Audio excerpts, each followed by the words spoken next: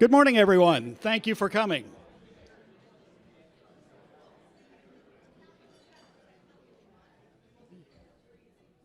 It's great to have about 200 people from Northwest Indiana that care about ethics here with us today, so it's very much appreciated. We'd like to welcome everyone to the 11th, let's call it annual. I mean, everybody's putting an asterisk next to everything that didn't happen during COVID, but this is our 11th annual Shared Ethics Advisory Commission Summit, so we thank you. My name is John Bowker. I'm the president of the Shared Ethics Advisory Commission. I served on the Valparaiso Redevelopment Commission for 25 years. I served on the Valparaiso City Council for 11 years, 4 years as the City Council president, and now I am a citizen. And I can say that with a big smile, that my name is not on the ballot. So again, on behalf of SEAC, we want to thank you. A big thank you to the Times for helping us sponsor and promote today's event. We want to thank Northwest Indiana Times for doing that. And thank you to all of our SEAC commission members and our Joint Board of Delegates members for helping us put this morning together. To start our program, I'd invite everyone who is able to please stand and join me in the Pledge of Allegiance. I pledge allegiance to the flag of the United States of America and to the republic for which it stands, one nation, under God, indivisible, with liberty and justice for all. Thank you.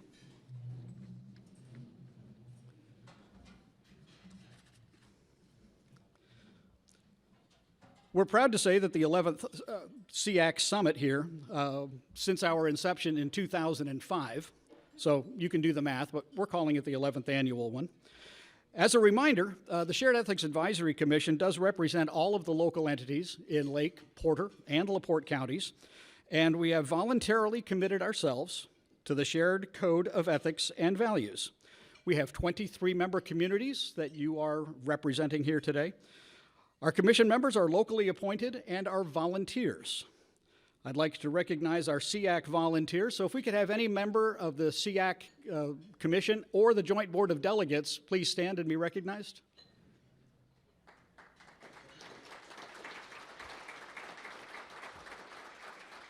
Thank you. These folks meet every other month and put together events like this and manage our training facilities, so thank you very much for all that you do. This summit is one of the things that the Shared Ethics Advisory Commission does, and it is free. As you know, you didn't have to pay to come here today, and we appreciate your attendance. Our main focus is ethical training, training on ethics, and you're going to get a little taste of that here in the last hour of our session here this morning.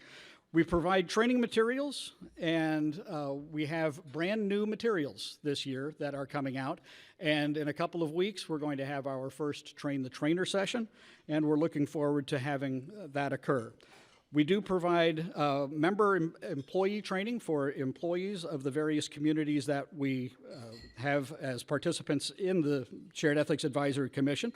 We have an ethics guide that we recently updated, and there's a copy of it at each one of your place settings, and you're encouraged to take that with you if you'd like.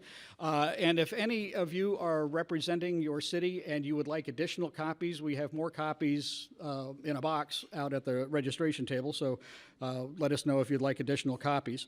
We're happy to say that we have recently updated the materials, and we're looking forward to having that roll out. And the other thing that we do is we oversee the Candidate Ethics Action Pledge, which is currently underway at the November 8th election, where we ask any person running for municipal office to sign the ethics pledge, which really has two parts. One, you are pledging to offer employee ethics training, and secondly, to offer whistleblower protection for the members of your community. And that's what we're asking you to sign, that you agree that those two things are important. We are not a policing agency. We have no powers to do anything. We are simply an organization that believes ethics training makes it better for everybody. So that's what we are asking the candidates to sign for.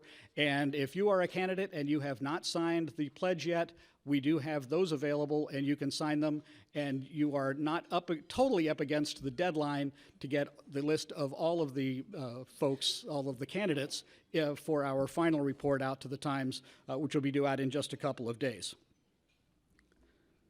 The Candidate Ethics Pledge does have all of the counties listed on it, and you can see the numbers that we have right now, and we're at about 2/3 of the candidates that have currently signed the pledge.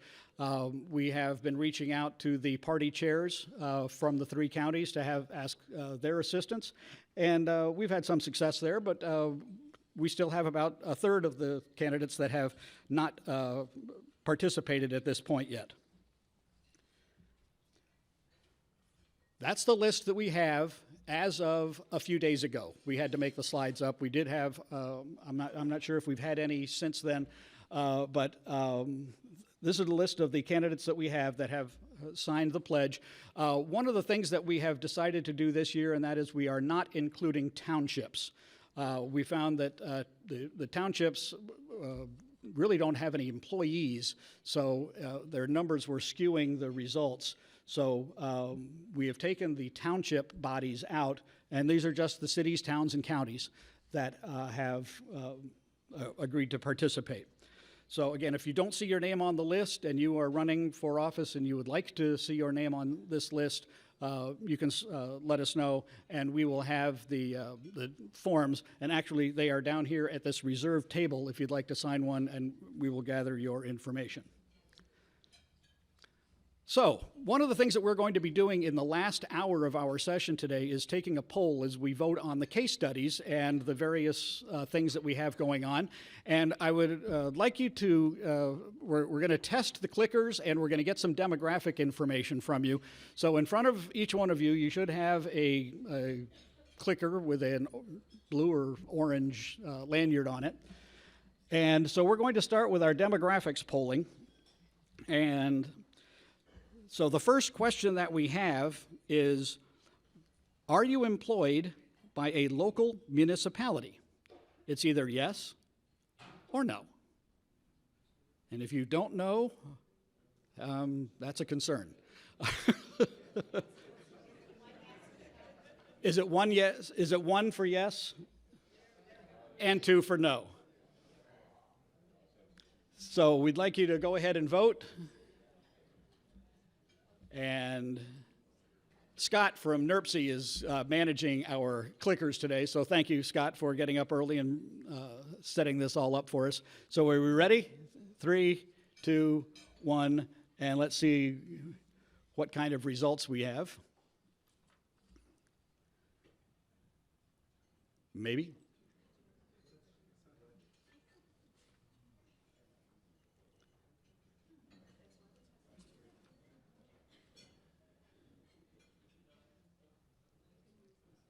You want them to vote again? Oh, okay, sorry. Hey, everybody, let's try this again. Could you vote 1 for yes, you are a municipal employee, or 2, no, if you are not?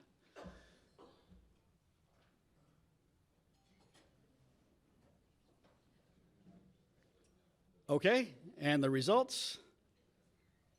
Thank you. 3/4 of you are employed by a municipality. Question 2, how far did you come today? So we're testing less than 15 miles, 15 to 30 miles, or more than 30 miles to get here. 1, 2, or 3.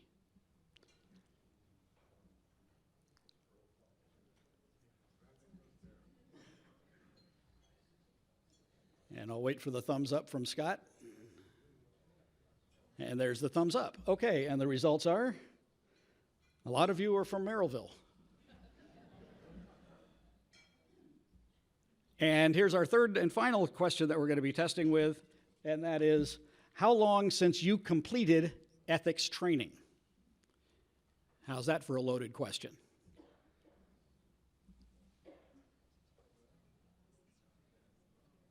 And 3 would be more than 24 months. If it's been more than 2 years.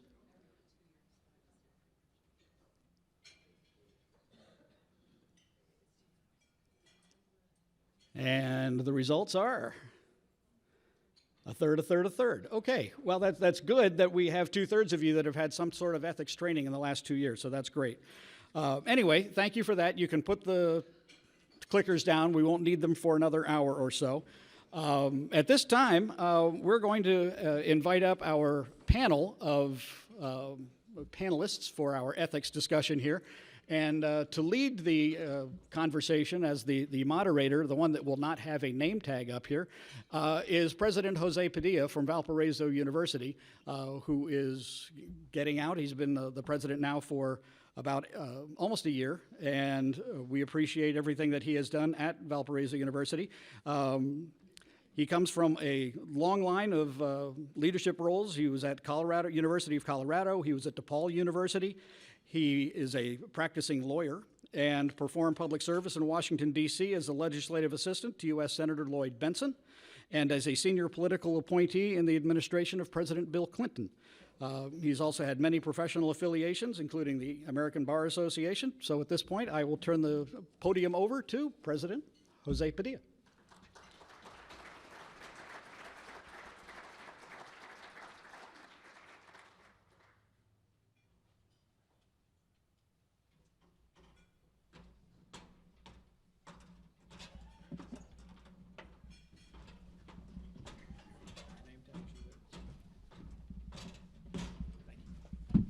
Good morning.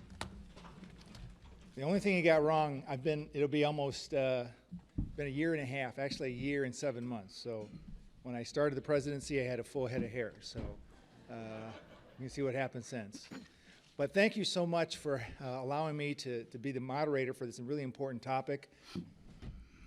As John said, I was a civil servant, working in Washington, D.C., first in the United States Senate and then in the Clinton administration. I was at the U.S. Customs Service, which at that point in time was part of the Treasury Department. And when you think about the Customs Service, that's where I really saw firsthand the many contributions, but the many challenges facing employees, public servants down the line, whether it be issues of procurement in Washington, D.C. at our headquarters, or to those line inspectors sucking fumes at the U.S.-Mexico border as they're allowing trucks from Mexico and Canada to come in. And there were many allegations at times of corruption along the U.S.-Mexico border by our inspectors. And obviously we had an Inspector General's office, not only in the Treasury Department, but the U.S. Customs Service. There was allegations of widespread corruption, which ultimately were found not to be true, but nevertheless, the mere allegation kicks in a series of actions to make sure that indeed doesn't happen. And so I know firsthand, having seen this from Washington at the time I was there, how important it is to have a culture of ethics in your organizations. Everybody themselves says, I'm an ethical person, but particularly if you're in a position of leadership, you know you have to have a system in place to ensure that your employees on down the line not only are behaving ethically, but at the same time know it when they see it and bring to your attention any allegations so that you can put your system into place to make sure you're preventing it from occurring. You'll never get it 100%, but you have to have that system in place to make sure you get as much of it as you can. And that's why I'm so excited to moderate this conversation. I have 3 panelists who have seen this down the line, and so let me introduce them to you. First of all, we have Laura Shore-Blaney, who is a county commissioner in Porter County. I don't know her very well, but I question her judgment because she's also right at this point in time a first-year law student at Loyola Law School, which I think is amazing at her point in her career. David Cook, who is probably the most hated man in state government as the Inspector General at the state of Indiana,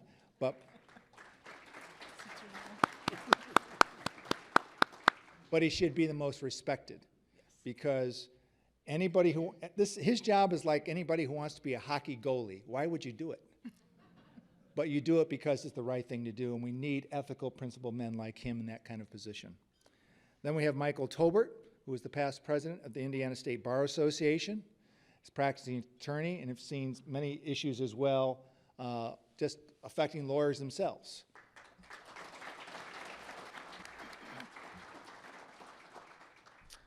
So we're going to try to have an organic conversation. I'm going to throw out some questions, and then we'll see where the conversation goes. But there's really no set format, and hopefully if this is done well, we'll go through this hour pretty quickly. So I'm going to put this out to the panel. I come from Chicago, where ethics is revered, right? Why don't you comment on how, in one respect, we try to be part of the Chicagoland area of the ecosystem, but how can we impose a culture of ethics here in Northwest Indiana? What are the challenges in front of us in order to have that kind of culture here in Northwest Indiana, particularly among our municipal employees? And I'll open the floor to anybody who may want to answer that question. I want to comment, first of all, on being the most hated person in the state of Indiana. I brought my chief of staff with me today. She's going to roll her eyes when I say this because she's heard me say it a million times. But before I became the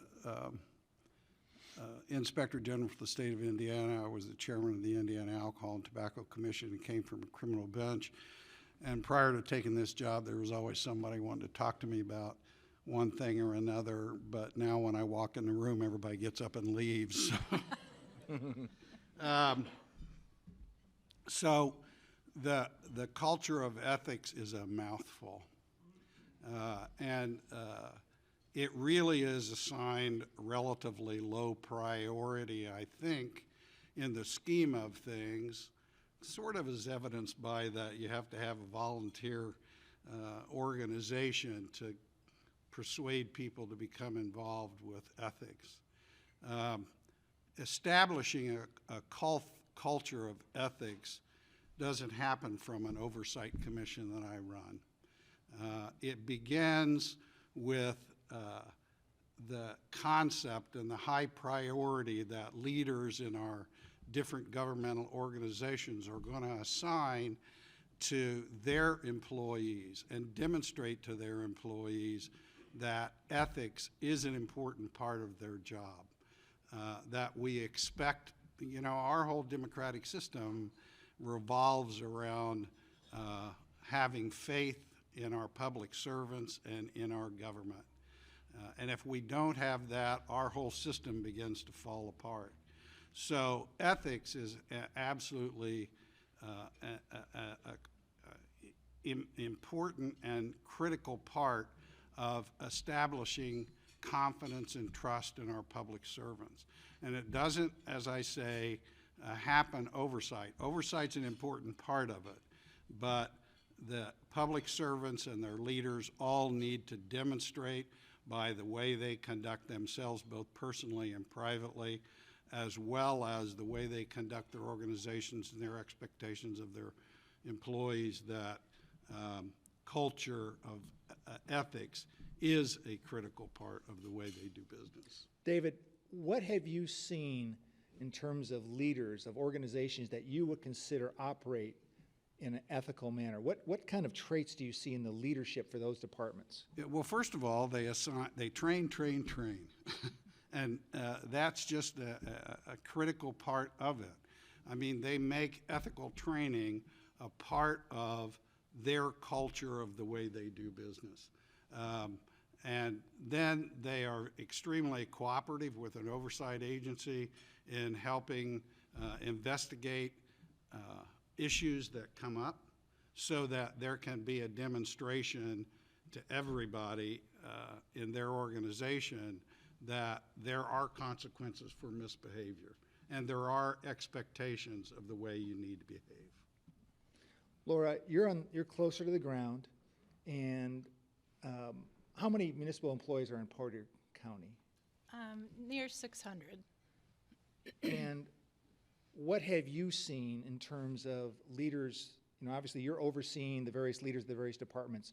What have you seen in terms of the traits of those who run tighter ships in terms of ethics than in others? Well, we really try to, through the hiring process, get people in who value ethics and a positive culture. And As far as tight ships, I mean, we have in our handbook a big section on ethics, and all of our department heads are expected to follow the rules in that section, and it hasn't been a giant problem. But I think one of the problems I ran into when I was trying to bring this organization into the county in the first place was there's an attitude of you're either ethical or you're not. But I think maybe the attitude really is you either want to be ethical or not, but there's always more to learn, and I think our people, the ones that really handle it best, are the ones that are always open to learning more and improving, and they don't think they have it set. Michael, as somebody who has overseen our brother and sister lawyers throughout the state, you know, of course, lawyers are all choir boys and choir girls. Of course, of course. And there are a few who have lost their licenses, but from your happenstance. But what would you say in terms of the challenges we have here in Northwest Indiana to have an ethical culture? I would say, first of all, good morning, everyone. I would say, coming from a trial lawyer's perspective, because I try a lot of cases where ethics really are at the forefront of the issues that are presented to a jury. And I think one of the challenges that we have, particularly in this area, is twofold. One, it's the general perception that people just assume that folks in Northwest Indiana are just, it's the old guard, this is the way it's always been done. So there's this kind of a revolving door that things will never change. So there's a presumption, usually when I step into the courtroom and I'm representing a municipality or I'm representing an elected official that has been charged with something, or you know, where there's a lawsuit where they're being accused of doing something unethical, I'm starting from kind of ground zero, even less than ground zero, because the presumption for most jurors is that if it happened in Northwest Indiana, then that's just the way things are done. So I think that is a hard culture sometimes to kind of overturn. This commission is doing so much.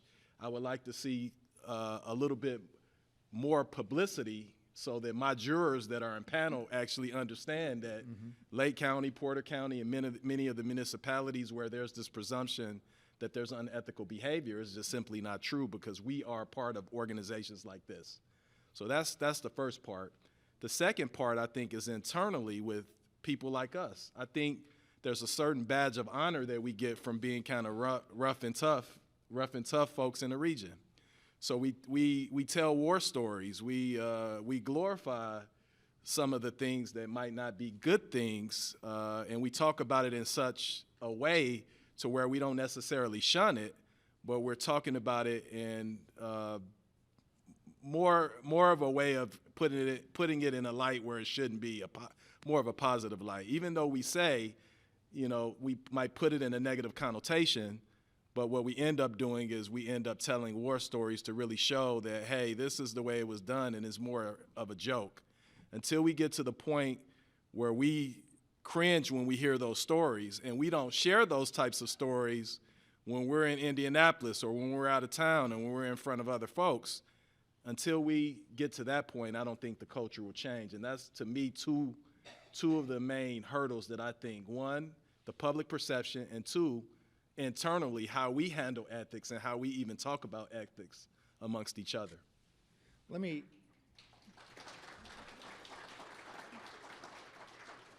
follow up on the public perception issue. A lot of it is the messaging we make to our communities, particularly if you're an elected official overseeing it. The people have elected you and have trust in you. It's a position of trust. Again, to the extent that you may not be able to mention names or anything of that nature, have you been in a situation where there has been a mistake made, an ethical breach? What's the series of actions that have to be taken when that occurs? And the reason I mention this is we've always heard the expression, the cover-up is worse than the crime. I will tell you that from my experience in government and even as a university official, a official of one of the largest public university systems in the nation, University of Colorado system, stuff happens. Mistakes are made. If you ever look at the ethics handbooks or the procurement handbooks, they're like this, they're Bibles. People are going to make mistakes. But once the mistake is made, I have seen time and time again where people get scared and they don't report it, they don't do what they need to do, and then it just starts snowballing, and the cover-up is worse than the crime. What have you seen? Can you speak from personal experience, again, if you want to sanitize the situation, and talk about, David, a situation where somebody acted appropriately and maybe where somebody didn't act appropriately? Well, our entire business is dealing with people who act appropriately and inappropriately. So it's difficult for me to respond to the question in that way. But one thing I wanted to talk about that I think is important is there was discussion about distribution of manuals and employee handbooks and all of that type of stuff. And most organizations do that, and most organizations' handbooks have an ethical section in it. But unfortunately, that's where it lays, that's where it stops. And so if the leaders of these organizations don't demonstrate that cultural expectations are a part of the way that you do business, and train people on that, and provide a vehicle for persons to report inappropriate behavior or criminal behavior in such a way that they can do it in a confidential manner. And it can be referred to the right authorities so that action can be taken. That creates a culture of ethics in an organization. Let me just follow up a little bit. I was kind of inarticulate in how I set forth the question. So for example, I referred to those allegations of corruption at the U.S.-Mexico border while I was at the U.S. Customs Service. And they were pretty significant. And actually there were exposés by the Washington Post, New York Times, ABC Nightline, 60 Minutes about this rampant corruption. So what could have happened is that we hunkered down and said, no, it doesn't happen. This is not happening, which is usually the reaction, right? You say, no, you deny it, and so forth. Instead, what happened there is the Customs Service was not part of the United States Justice Department, but we proactively reached out to the Justice Department and said, investigate us. Investigate us. We're an open book. We have nothing to fear. And so, in fact, Attorney General Janet Reno appointed the U.S. Attorney in San Diego to do a full-fledged investigation on particular allegations that were circulating in the press. And just he had at it. We were an open book.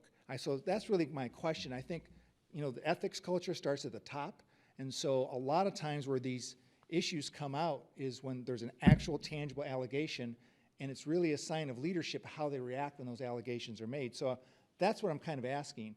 Are there any kind of situations where, again, if you want to sanitize this particular situation, maybe it's already a public record, where somebody had a significant allegation and instead of hunkering down and circling the wagons, they were an open book?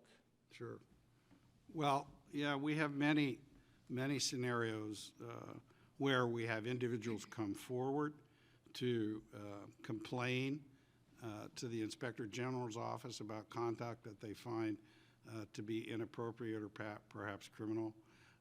And also we have, as you indicated, agency heads saying, we're hearing this information, we don't know whether it's true or not. We invite you to come in and complete an investigation to make some determination as to whether there's sufficient cause to go forward. So we have oftentimes agency heads doing that, which is a wonderful thing. It's the right thing to do. Yes, the right thing to do. Because so many times people, I think, the perception is if you're the agency head and there's an allegation, even if you do a full-throated investigation internally, people are always going to be suspicious of whether or not you're just, you're biased, you're conflicted, and are you actually going to have a truly independent investigation into the allegation. Laura, have you ever experienced something like this? Well, I was just thinking, one of the things that's difficult about county government is you have so many elected officials. People assume that the commissioners, the executive branch, oversee everyone else, but we don't really. We don't have power over the auditor or the clerk. We all need to work together, but they're not under us. They're their own entity. They were elected just like I was. And so we really have to depend on each other to be ethical and set the tone. There's no one office that can kind of dictate it to everybody else. And that comes into play quite a bit, I think. Michael, have you seen any particular situations like that that you can speak of? Any examples?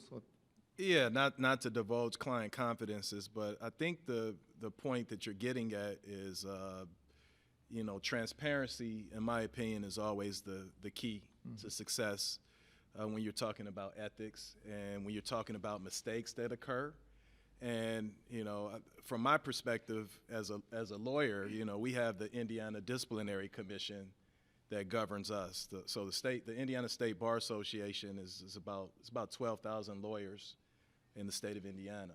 And one of the things that I like about the Indiana Disciplinary Commission is that they incentivize you to, to self-report. If there's a problem that you run into ethically, there are mitigating circumstances that are carried out if you participate and cooperate in the investigation. And there's a certain level, not that we can do this necessarily in government because of the open door laws and, all of the transparency laws that don't necessarily govern lawyers. But there's a certain level of protection when you self-report. So in the legal world, you don't necessarily, it actually helps you if you self-report. Whereas I think, when you're dealing with public officials and government, sometimes that doesn't necessarily happen because you have the media forces that are at play. So those are one of the obstacles. The way that I would try to take care of that issue is I think we have to reward people for taking the courage and standing up and self-reporting. But that doesn't necessarily happen because the story is a lot more salacious when you're throwing darts as opposed to encouraging people and rewarding them for actually saying, hey, I made a mistake, I've rectified the problem. That doesn't make for the same headline of if it's more of a negative headline. So I would actually do a call to order to our media, our press, particularly in this area. Reward public officials and local government officials that cop up and say, hey, I made a mistake, but I rectified it. Don't vilify them. Don't give the headline, especially we're living in a social media world where everything is about likes and tweets and TikToks and all kind of stuff that is passing me by. So people do things a lot of times for likes, and I think that has affected our media as well, but I think they have to hold tight if they want to change the ethics culture in this area. So reward people for self-reporting, incentivize people to self-report.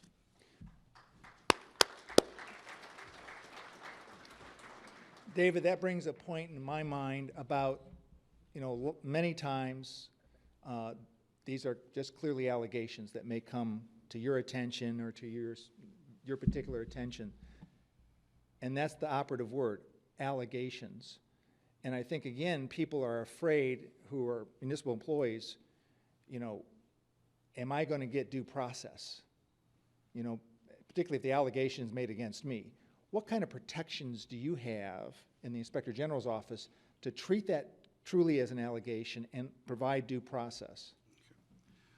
Well, first of all, confidentiality of the people who provide us information or make complaints is absolutely critical to ensure people feel that they have safety to come forward and say things that might make them nervous or might get somebody else in trouble. So confidentiality of our information is paramount to what we do. Secondly, any allegation that we receive is reviewed by a bank of our staff attorneys to make some determination, first of all, whether we have a jurisdiction to make the inquiry, because our jurisdiction is very well set out and has very specific parameters by statute. So we first make the determination as to whether we have jurisdiction to even begin an inquiry. And is it a question that falls within our purview? And that's reviewed by staff lawyers who make then recommendations to me to make a determination whether we should then open an investigation. If I make a determination that we should open an investigation and a staff attorney is assigned and our division of investigators director assigns it to an investigator, and they conduct an investigation, and our charge to those investigators is you don't conduct an investigation to determine if somebody's guilty or if somebody's innocent.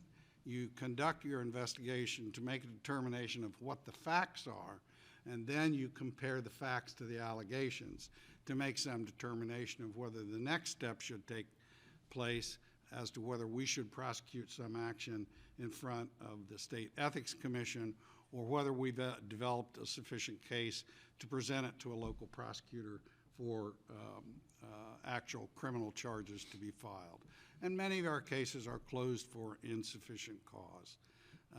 Then we have the decision to make as to whether we should publish an opinion that we make or not. And that's something that we take very seriously, especially if people who have been accused and the finding has been insufficient cause. Normally those type of things are not published because, as we all know, there's all sorts of collateral things that happen to people who are accused, regardless of whether there actually any evidence to support the allegations. So there is worked in here, due process, and we think it works quite well. You know, I think another barrier to somebody self-reporting what he or she may have observed is the fear of retaliation. Absolutely. Particularly if it's an allegation against a supervisor. Right. Whether it be in the context of an ethics issue or on sexual harassment or a hostile environment. And, you know, you think a lot of these issues don't apply to a private university. Well, that's case in point, you know, whether somebody's going to come forward on a hostile environment type of allegation. What type of protections do you impose, and I'm going to go down the line here, to ensure against retaliation? Well, can't Ensure. stop it from happening because most of the time it's already happened, or the allegation is that it's already happened before it even comes to us. But the concept of confidentiality, that person's name is absolutely protected, will never be released unless and until we, one, receive their permission to use their name in providing information to someone else, or if obviously it ends up being a criminal prosecution and they end up becoming a witness in the case. But the confidentiality is the most important thing that we can offer in that regard. I assume there's a state statute that punishes retaliation by government. Yes, absolutely. And that would apply equally here to. That's in Indiana? absolutely right. And Northwest we Indiana? would then conduct an investigation to make some determination if retaliation had taken place. And if it had, then we would present that to the Ethics Commission. Laura, have you observed or heard of claims of retaliation in Porter County? It's one of the, I think, trickiest things we deal with. I echo what David said on confidentiality. I mean, that's key to all of this. However, some of our departments are not huge, and it's kind of easy to figure out who said what without any names being named. And, you know, you really have to keep an eye on it, but it's really hard to stop sometimes. It can be subtle. It can, you know, obviously overt retaliation would be something we would deal with immediately. But, you know, I think all of us need to still work on, you get quite the wrong shift, or your desk is, you know, where nobody really else wants to sit, and just little things like that that are really hard to put a concrete value on, but they're important. Michael, have you ever represented an employee who maybe was a whistleblower or brought an allegation and also had claims of retaliation? Yes, and you know, it's not fun sitting in front of a federal court judge and jury where those allegations are made. So actually, I was just talking about that at the table before the panel took up, where I was involved in a pretty significant federal suit in Hammond, where I won't name the municipality, but the municipality as well as the public official was accused of politically retaliating in violation of a gentleman's First Amendment right. The allegation was that he terminated him because he wouldn't support, the gentleman, the plaintiff, would not support the candidate that the public official liked. So, you know, we were able to prevail in that case primarily because of the steps that I think all people who represent municipalities and public officials should employ. Whenever the allegations are made, again, I'm all about transparency. I'm all about making sure that you take the proper steps to go out of your way, not to appear to even look like you're retaliating. So when you can lay out all the steps that you've done from the time the allegations were made all the way through trial, it makes my job a lot easier, because I can really check the boxes down the line in front of the jury or in front of the charging agency or whoever it might be. But when you don't take those steps and there are gaps in the story, you don't have the documentation that you need to show that certain things were in place, it makes it extremely, extremely difficult to show that your decision was, in fact, the appropriate one. You know, so part of ethics is documenting what you do, because that is what keeps us all honest, right? So documentation, you know, transparency, making sure that if somebody makes an allegation, that it's made out on a form, no oral history. Oral history doesn't help me when I'm in the courtroom. So, hey, make sure you write this down so that you could document that you took the appropriate steps to address the needs of the person that are making the allegations, and document the steps that you take to show that you didn't retaliate, that you didn't ship this person off to another unit, that you didn't demote them, that you didn't reduce their pay. All of those things, as crazy as it sounds, should be documented. So. You know, and we find that most agencies have policies that, if followed, cure these problems. But a lot of times they just don't follow their own policies. So what would you suggest in terms of just hammering, you know, compliance with those policies? We've kind of, now our conversation has been kind of on the broader scale, because I really do believe that you can have policies up the wazoo, but if they're just collecting dust, they're obviously no good to you. And also, if the leaders themselves aren't displaying this fealty or this concern to comply with those guidelines, that means nothing. Because again, leadership starts at the top, the culture starts at the top. But what would you recommend to a municipality to just at the very granular level and up to make sure that people are following those policies? It's obviously part of its training, but anything else, David?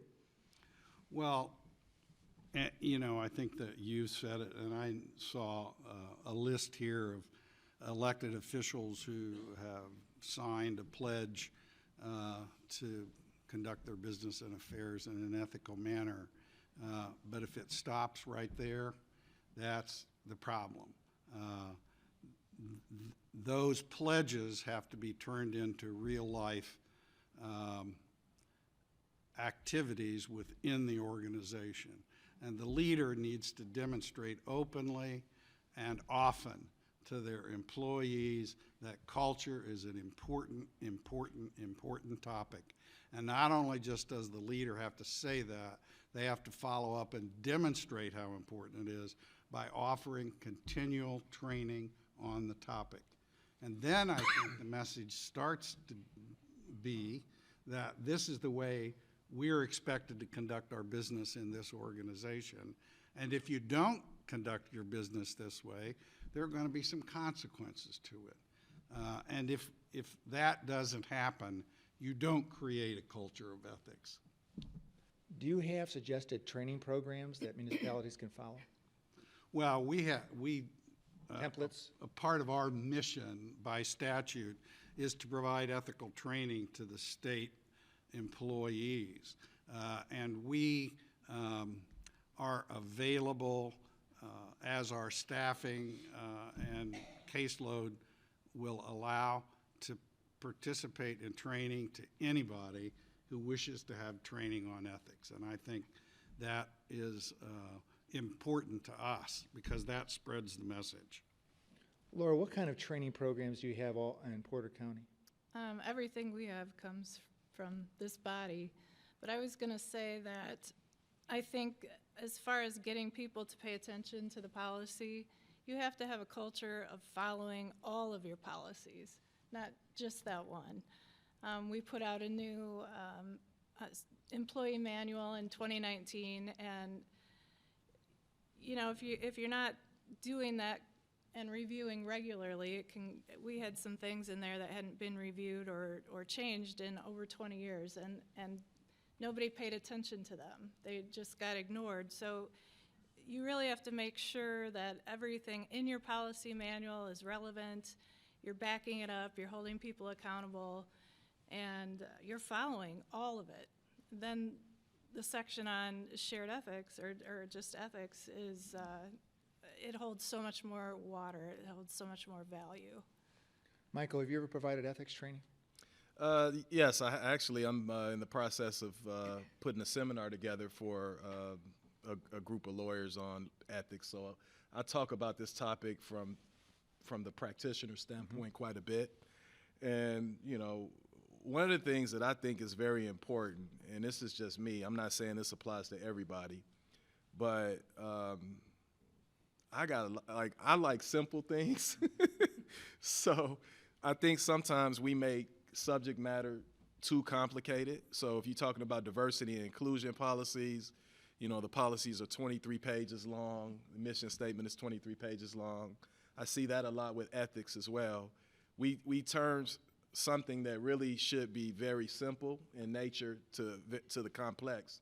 So one of the things that if you want people to follow the ethics policy, I think we have to put it in plain language, plain English, and it's like I read a business book that they indicated that if you have a mission policy that you can't say in an elevator in under 10 seconds, then it's not a good one. So I think that ethics policy should be the same way. Even though there's a little bit more that goes into ethics policies, they still should be more streamlined. They should be not counterintuitive, and you shouldn't have to call a lawyer to understand what they mean. I know I'm costing myself business, but you shouldn't. You know, you should be able to pick it up and look at it, and it should be able to tell you cleanly who you should report to, what you shouldn't do, what you should not do. And I think that sometimes in our haste of making sure that we're ethical, we create policies that push us into a whole nother area because they're too complicated. You gonna say something? Yeah, Michael's absolutely correct on that, and I think we're guilty of that from time to time. I know sometimes we'll get, part of our job is to provide informal advisory opinions to anybody who asks for it, and they're confidential. And sometimes we'll get a request, and I'll say to Tiffany, can't we just tell them yes? Instead of giving them a 8-page thing. And so that's right. We do need to be able to translate all of this stuff into stuff that people can deal with on a daily basis. I asked you if I could do it. You gave me 10 pages. Could you just tell me yes or no? Let me ask you this, and the proposed training that you have out there, is it available online? I don't know, Tiffany, is that? Right.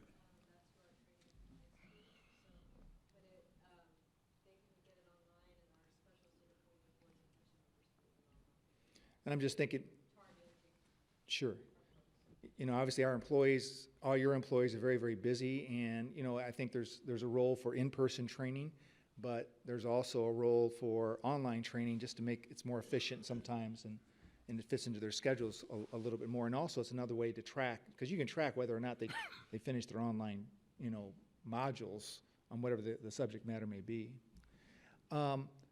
David, another question I have for you is, if you're a municipality here, are all of them able, if they need, to refer an investigation to you, basically to get your help? Because for whatever reason, they may not feel that because of conflict appearances or whatever, that any kind of investigation they conduct would not be trusted. Right. Well, unfortunately, the answer to that's no. The jurisdictional limit for the state inspector general is for state executive agencies, former and present state employees, special state appointees, as well as some selected government officials. Other than that, we have really no jurisdiction. But we do get a lot of requests from municipalities, and one of the important things that we do is we may have to say to you, I'm sorry, we have no jurisdiction to investigate your complaint, but I'm not going to just stop there. I'm going to give you some alternative resources or sources that you can go to, perhaps to get some assistance with your help. Now, most municipalities and other local governments have available to them the State Board of Accounts, who conduct an awful lot of audits and investigations, especially into financial issues and things like that, which oftentimes people are complaining about. My commissioner's not doing this, or they're misappropriating money or whatever. State Board of Accounts is the appropriate place to go to that. What about putting us outside a financial related investigation? What does a municipality here in Northwest Indiana do if they want to have an independent investigation? Well, I'm not sure I know the answer to that question. Tiffany, can you help me with that? I see, that's why I brought her, because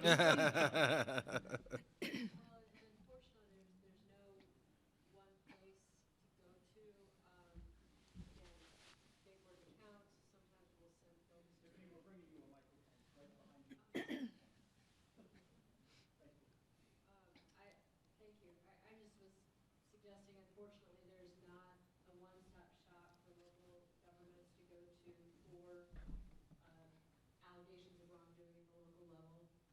We try to give resources that we think might be able to help, but we don't have a great answer there, unfortunately.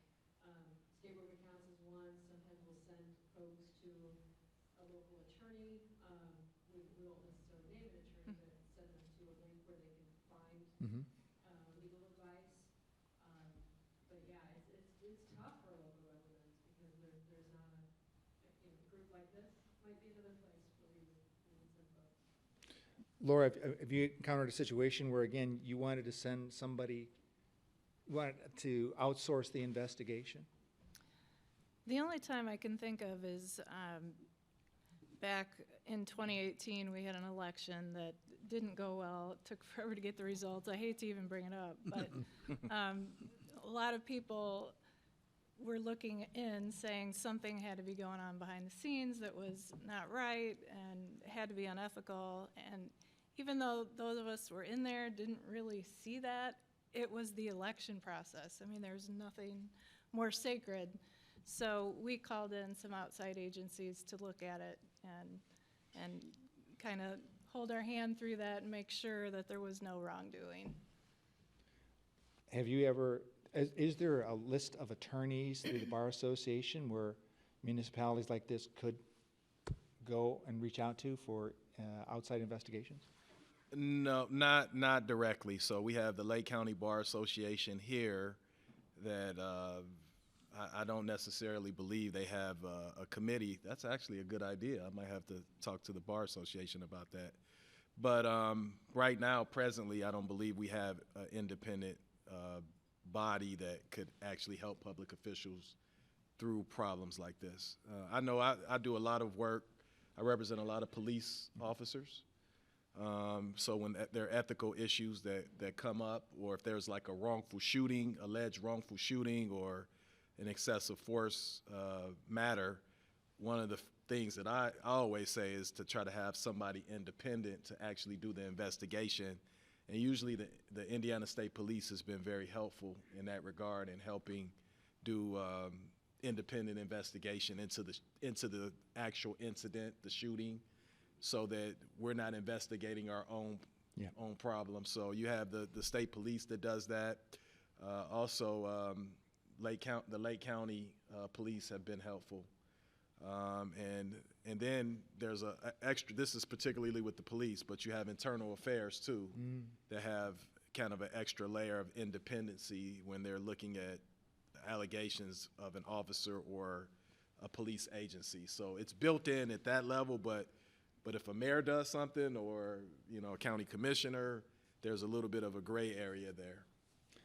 I might suggest you look into that, because, a mayor could hire his second cousin removed to do the investigation, and that second cousin removed may be the most ethical person around and would conduct a perfectly viable and valid investigation, but still the investigation wouldn't have a complete acceptance in the community's minds, because there's a relationship there. And so if you had a list of lawyers that you kind of gave your imprimatur to whatever extent you can do that, like say in the County Bar Association, whatever the case may be, that might be an approach or an avenue they could pursue if they wanted to outsource an investigation. But I'm out of that line of work, so, okay. I'll open this to anybody. Can Northwest Indiana and municipal government have a culture of ethics? I mean, you have some, obviously, working experience, some knowledge of what's happening here. It's not to say that they aren't at this point in time, but can they reach the ideal that I think a lot of communities aspire for? Well, I absolutely think so. I think a lot of our municipalities already do. And I think we all always have more room to get better and to learn more and to keep reevaluating, constantly evaluating what's going on in your culture and making sure that you're taking the steps necessary to keep people trained. But I think, just how many people are in this room today is a good example of the desire to be an ethical community.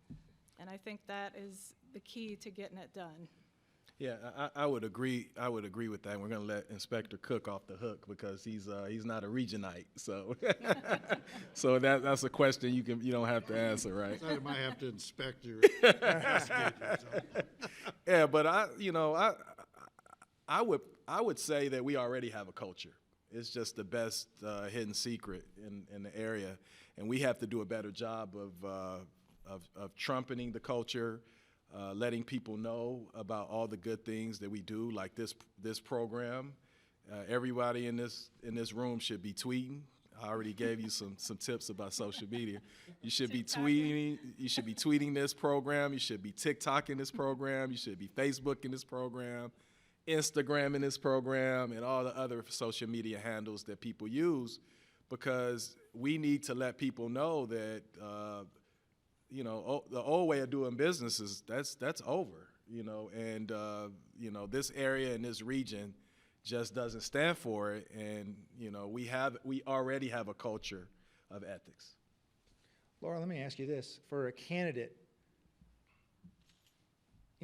obviously, I was listening to one of the morning shows, and they were talking about the state of play in the race and all this. Obviously, it's bread and butter issues right now, inflation and those type of things. And obviously, that would take priority for a candidate or for a municipal candidate, it's potholes, it's city services, community services, that county services. To what extent can a candidate gain advantage by showing a respect for ethical compliance? Some people would say, well, okay, that's nice. He or she's acquired boy or girl, okay, that's fine. But is there a tangible way where actually a candidate can see some advantage beyond just appearing to be, a lecture, somebody's lecturing everybody on ethics? Because I think sometimes what happens if that's the only issue somebody runs on, people kind of like say, well, okay, that's great, but what are you going to do about my, my snow removal on my street, or whatever the case may be? Well, I think it's more of a subtle thing. Most of the people who get elected have been around for a while. People tend to know them and their backgrounds, and generally speaking, the voters do a pretty good job, I think, of choosing the most ethical candidates, and it's how you live your life. I think one of the challenges of being an elected official is the minute you get elected, the way a certain portion of the population views you changes. And that was probably the biggest shock to me. And I think a lot of it is outside of the control of local government, and it's more federal, and it's more, and I'm not saying the federal government's even corrupt, but it's farther away. You don't know them, and there's a lot of distrust in government right now. So we all have to work really hard to make sure we are transparent, and we do follow our policies. And I think if you see that somebody's lived their life that way, you're a lot more likely to vote for them. David, you have any comments? I know that you're not an elected official, but I assume you're appointed, but. Well, it's a complicated issue, because if the general electorate doesn't prioritize and say, we want to have ethical people in our public service, if that isn't a priority to them, then it becomes an issue at election, and then that's kind of over. But the electorate wants their tax dollars spent wisely Absolutely. and correctly. And so, appropriately. And appropriately. Absolutely, yes. Any comments, Mike? Yeah, I would just say I think what this advisory commission does is excellent in encouraging candidates to, like a certification, the pledge that the candidates are asked to take. And then I saw that you kind of put the shame list up. So, everybody could see the candidates that have taken the pledge and the ones that haven't. So, I think that's a really good way to encourage folks and encourage our public officials to kind of get on board. Not that you want to politicize this advisory commission or the concept of ethics, but I think people should be rewarded if they take the extra step to get training and to do the things that will gain public trust. Because as the commissioner stated, public trust right now is down. It's been going down steadily since the 60s. I think there was a Pew Research study that I looked at, that it went down, started going down in the 60s around the Vietnam War. You had Watergate. There was a little bit of a blip in the 80s, and then it went back down in the 90s, and it's been steadily declining since then. So, we just have to encourage people through certification and through acknowledging their efforts to get people into the fold. Were you going to say something? Well, just, as I said earlier, an oversight agency or commission can't create a culture of ethics, but it's critical to establish public confidence and trust in government. So if municipalities and local communities and cities don't establish some sort of oversight agency, you're going to miss a critical piece there in getting public confidence in your public officials. I assume, how many municipalities have their own internal version of an IG or an ombuds? I don't know, but not many, I don't think. I assume it's Indianapolis, probably, and some of the bigger municipalities. And you do have, particularly as it relates to public safety, like you have, I know like the city of Gary has a police commission, city of East Chicago. Most municipalities have commissions that are supposed to kind of govern that sort of, some of the problems that come up. And I think there's citizens that are appointed to those commissions so that you have some transparency there. Mm-hmm. So it's very narrowly tailored, is very issue specific, so nothing that generally relates to all public officials, but I know for a fact that the public safety realm, they've kind of already gone down that road with these commissions. Laura, do you have some version of an office in Porter County that does that kind of thing? Not really. We have our HR department, and all of our ethics stuff runs through there because that's where the confidentiality protections are. But no, we don't have a specific officer that only deals with ethics. We have about 5 minutes left. Is there any other takeaways you would like this audience to have before we end this conversation? I want to leave. Your group is so important because it is a public demonstration that ethics is important and is expected of your officials and people who are public servants.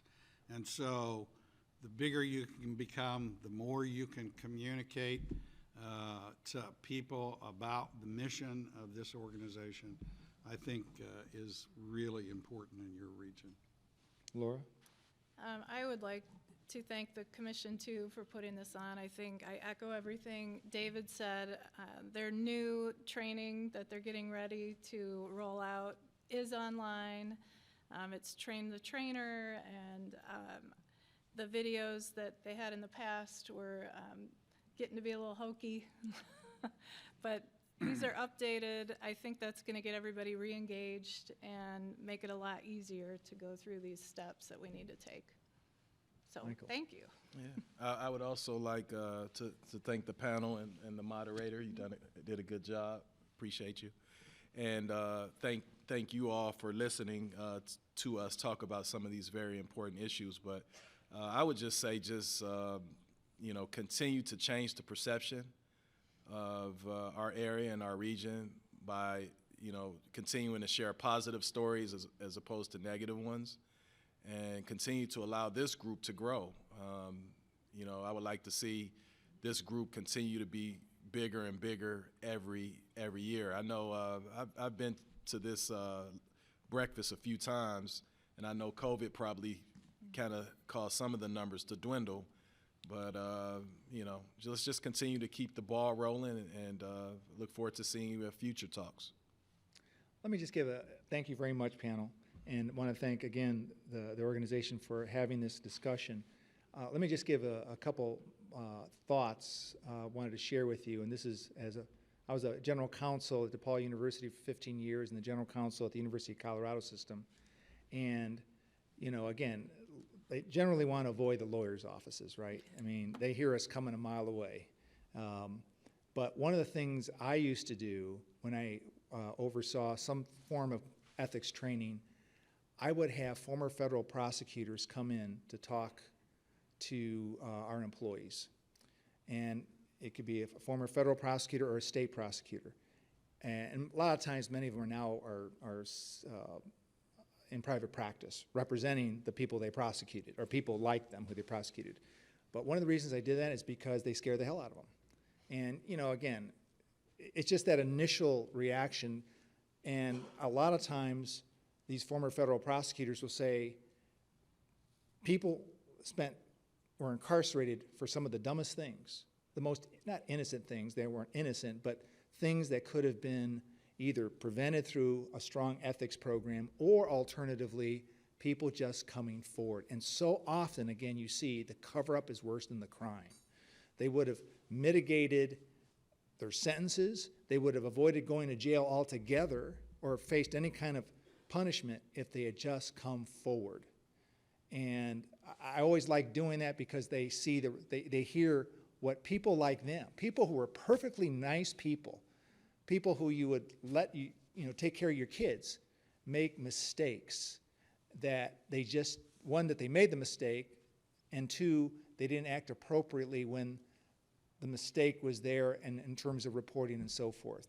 So that's one idea I would pose to you. If, again, a lot of you have tight budgets, you can't have your own version of an inspector general, but it's not that expensive to bring in some former federal and state prosecutors who can talk to your employees, or at least your leaders, about what could happen if things go the wrong way.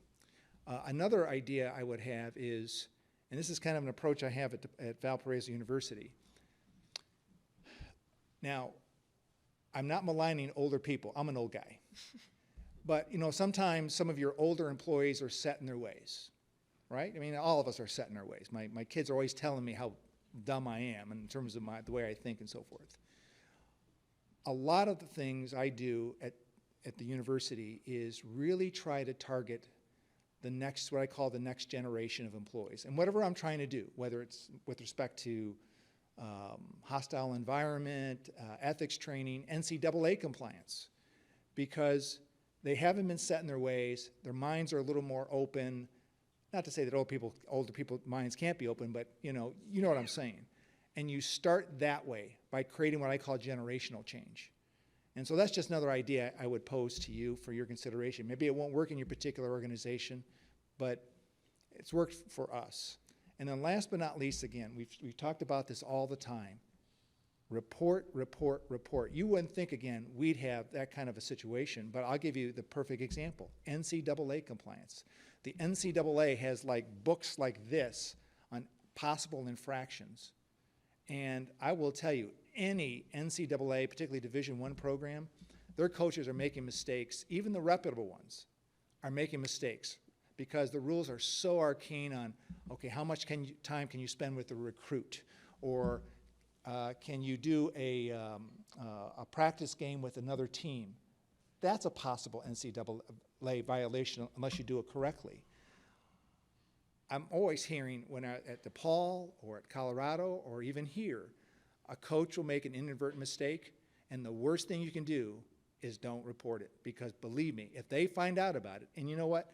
We have a culture right now where there's less, you know, you've got the internet, you've got social media where people will just, you know, dime you out. So it is always better just to go ahead and belly up to the bar and report it. And in my experience, when you've done that with the NCAA, which is based in Indianapolis, usually there's no sanction, or if there is a sanction, it's very minimal and it won't affect your program. So it applies to everybody, and I've always thought the best way to do things is just belly up to the bar when the mistake is made. Don't panic, don't cower, and don't cover it up. But anyway, thank you so much for indulging us. I think this is fantastic what you're doing. And I will tell you, sometimes, again, people look at Northwest Indiana as the step brother or the little brother of Chicagoland. You know damn well Chicago should not be beating its chest about ethics compliance. Okay, when the chairman of the House Ways and Means Committee, Dan Rostenkowski, was indicted because he kept on hoarding stamps or something, and he covered it up, and he spent a couple years at Club Fed and lost some weight. It was a good weight reduction program, but, you know, again, there's somebody you would think would never happen. And that's one more thing I will say. A lot of times, leaders, you think they know it. They know what not to do. You will find some of your leaders make the most boneheaded mistakes that you just can't believe they would do something like that. So I think in terms of your training protocols and so forth, don't neglect the leaders either. Because sometimes what happens is they get lazy. They figure, yeah, I know the rules, I can do this, I can do that. And I think don't neglect them as well, because they have to be constantly on their toes, because the laws are ever changing, mores are ever changing, so they have to have significant love shown their way as well to make sure they're complying. And again, panel, thank you so much, and thank you so much for your time.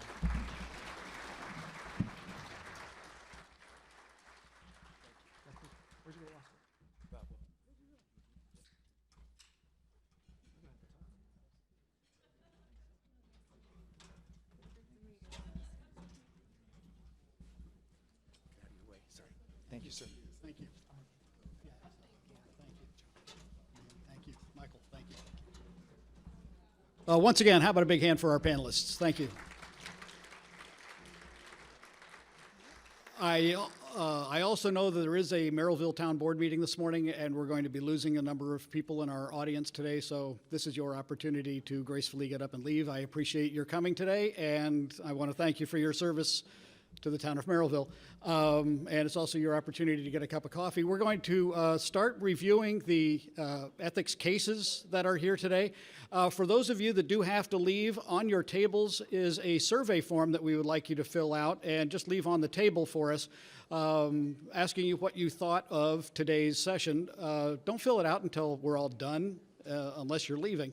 So we could get some good results. We'd certainly appreciate getting your feedback as to what we could do better for the 12th annual one coming up next year. Again, we're going to take just a brief break here, but Courtney, do you want to come up and get things started? Okay, let me introduce to you the person who is going to herd the cats here during our session here on the case studies that are in front of you.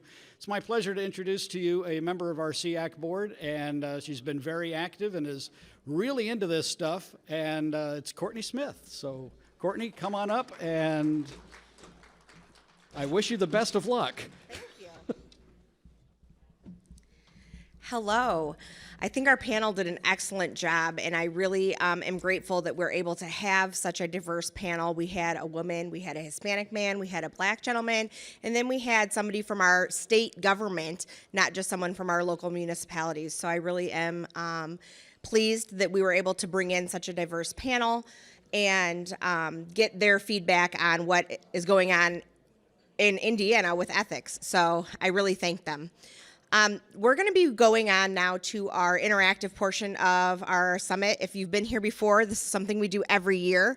We divide the room up and we read through some case studies and we discuss them as a group, what we think the main issues are, how things could have been handled differently, those kinds of things. So if you're stumped on some of the ethics issues, don't forget you have the ethics guide in front of you to help lead some discussion at your table. So I'm going to divide the room up into 3. And so what we'll do is we'll take tables 1 through 11. You're going to read the first case study. Tables 12 through 21, you're going to read the second case study.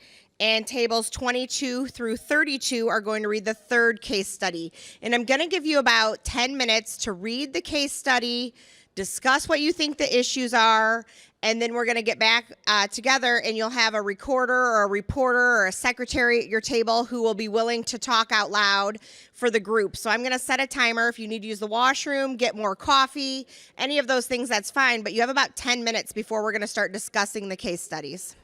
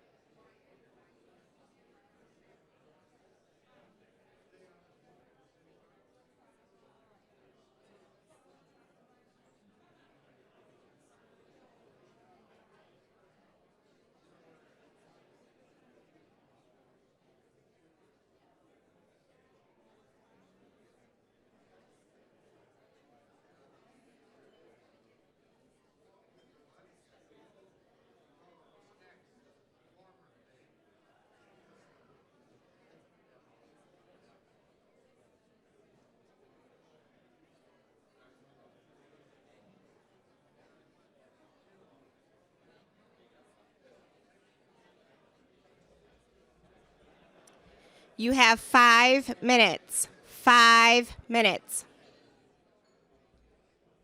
Are you looking for the flags?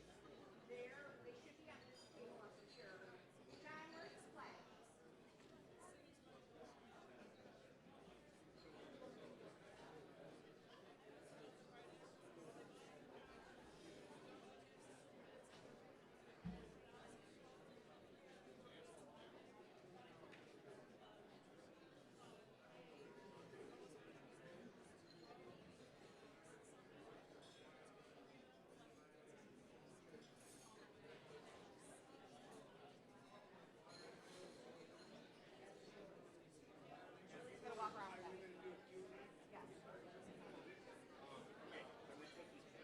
Yeah, we don't need the penalty.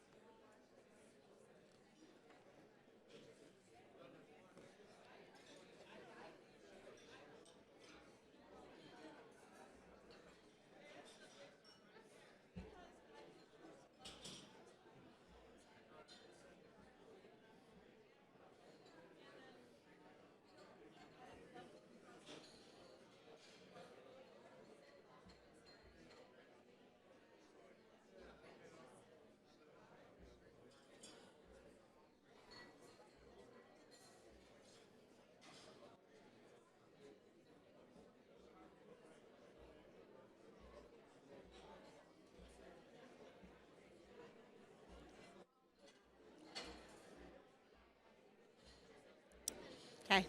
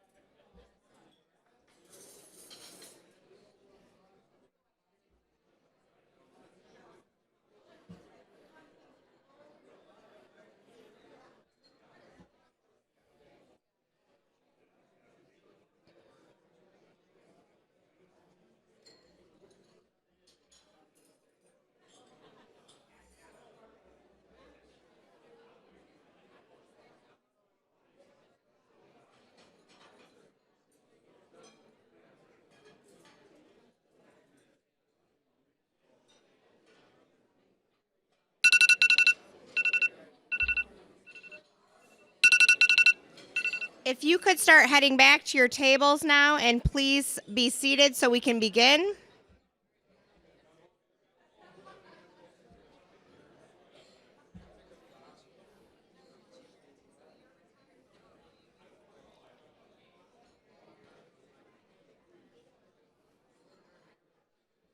Thank you.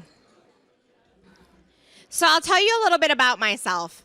So I am an attorney. So by nature, I'm not afraid of the Socratic method. So I hope you all are prepared. So case 1 was tables 1 through 11, and I am looking for some poor sap to give us the summary, since the rest of the room did not read case 1, perhaps. So anyone from table 7 interested in giving us a summary of the case study so that everyone else knows what we're talking about when we ask what the issues are? Who is your secretary/reporter? That's right, Socratic method. Please stand and address the room. All right. All right, come on, guys. Here we go. What is the summary? Okay, the summary is the city is planning on buying some new cars. They went to 4 dealerships. They're hoping the proposals come in at 140,000 or less. They have 3 of the proposals. The controller is looking at them, took them out of the safe, left his office, left the door open, left the documents on the desk. A park employee walks in, sees them, goes home, discusses it with their family, who's in the car business, creates a lot of situations. Okay. So part of the key to that is that they were in sealed envelopes, correct? This is Correct. something that some municipalities must do when the amount is under a certain amount of money because of the fact that it's so tight, right? And you want to make sure that they're the controller sealed. had taken him out of the safe to look at them and was called away by the mayor, and rather than locking them up, he left them on his desk and left his door open. And then there was still additional time to enter bids. There was 1 bid that had not been entered yet. Okay, so let's start with some ethical issues. Table 8, what is the most, egregious of the ethical issues that you see as part of this case study? You got a mic right behind you with Paula. Oh, okay, microphone, thank you. First off is the snoop that goes into the office is, she shouldn't be looking at somebody's desk. There's a real ethical issue right there. Should have dropped off what she needed or not even entered the office if she saw that there was nobody there. The city controller has a little bit of an ethical problem because he left the bids in the open and didn't secure his office and left them available to any prying eyes that may see them. So, and the whole process now is tainted. So I think ethically you'd start all over again. Okay. If you became, but he may never become, the controller may never become aware that he was compromised. Okay. Table 9, do you have any additional issues that were not raised by table 8? Merlin is the reporter. He's been voted as tribute. Thank you, but I think the main thing is that the controller, when he left that stuff open, it was anybody could really see it, and he's the one that's really at fault and should have reported it. But that's where I see the biggest problem is. I have one question, and this is something I don't know because I don't run a municipality and I don't ask for bids. Are you allowed to open the sealed documents prior to the bid time being expired? That hasn't been mentioned yet. He opened them. I don't even care that he left them out. That is the first step is what was best practices. Was he supposed to even get into the safe and open these bids? Table 1, what do you guys think? You were having a sidebar? Judge wasn't included. Sidebars usually include me. I feel left out. So when the controller went and opened the safe and went and looked at the bids prior to the time expiring to enter a bid, is that the best practice? No, I would have just asked for sealed bids, even though the law doesn't require it. They were sealed bids. No, they were just Oh, they were not? Oh, I see this. So they were not sealed, they were just put in a safe. Right. Okay. No, he should not have opened them early. Okay. I tend to think that's where the first issue lies, correct? The first issue is best practices. If you have a bid period and you put them in a safe and you're not going to look at them until the bid period's over, that was the first main issue.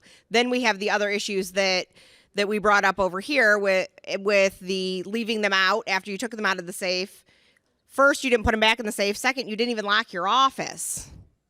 Doesn't your office door lock as well on your way out to go see the mayor?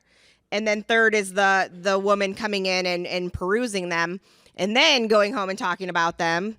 But we didn't even get to the other sticky wiki. At the bottom, it says, the guy she spoke to asked his brother how the proposals could be so different, and he wanted to know what was going on. And then, so it was a whole conversation so that he could try to maybe get a bid in. And so there's a lot of,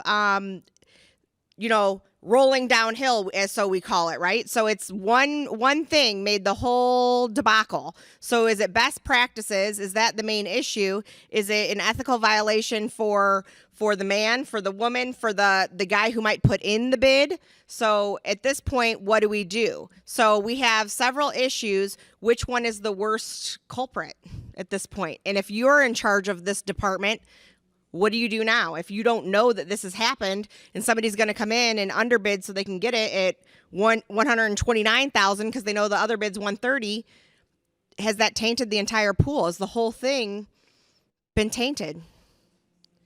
So let's hear from table, is this 8? What is right here? No, 6. Table 6. Do you guys have anything to add? How would you handle this?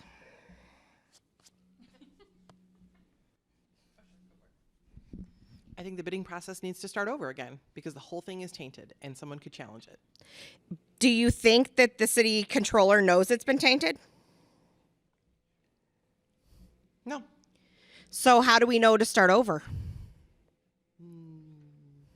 If they were ethical, they would say, we knew what the other bids came in at and we underbid it on purpose.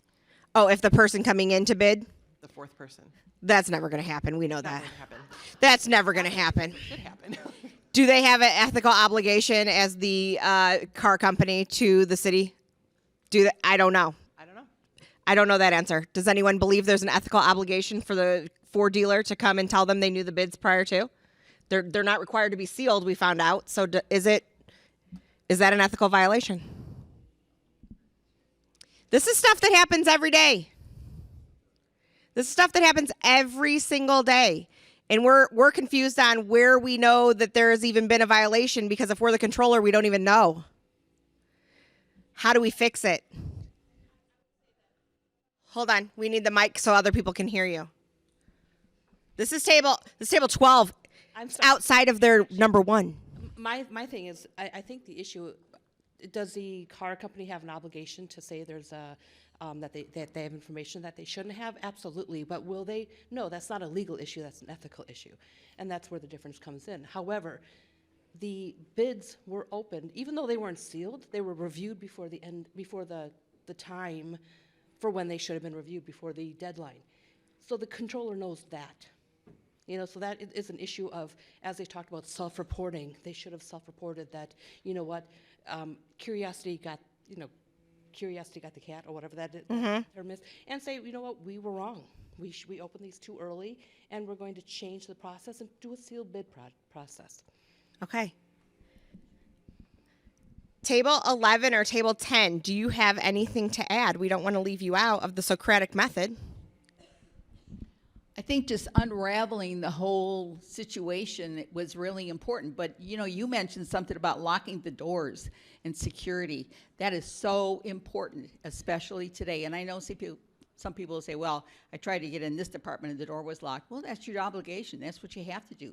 You have the obligation of securing those documents. And if you don't, then you're responsible. And I would think that who's ever in charge, whether it's a mayor or town council, will say, well, why do we have different bids here? There's something wrong. What's going on here, and what is the rationale? And it does happen all the time. You know, what's going on? Is it the best bid or is it the lowest bid that we're dealing with? It's up to who's ever in charge, the elected official, as to what's going on and asking questions as to if it's compromised or not. We really felt that it was a compromise, just throw them all out and start all over again. So thank you for doing the door locking, because I just said that a second before you said it. So thank you very much. Yes. Anybody else have anything to add? Okay, so what we like to do now is engage everyone in clicker questions. So we have, Scott, some clicker questions. Do you know what we're doing for what mistakes were made here? You ready for that question?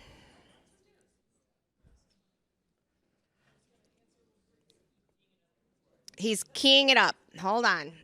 Scott types as we talk. He's pretty amazing, so give him a round of applause.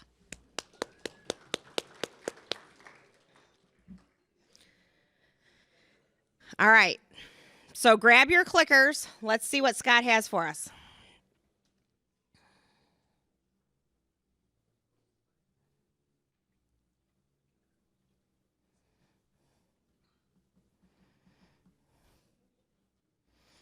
It's coming, don't worry.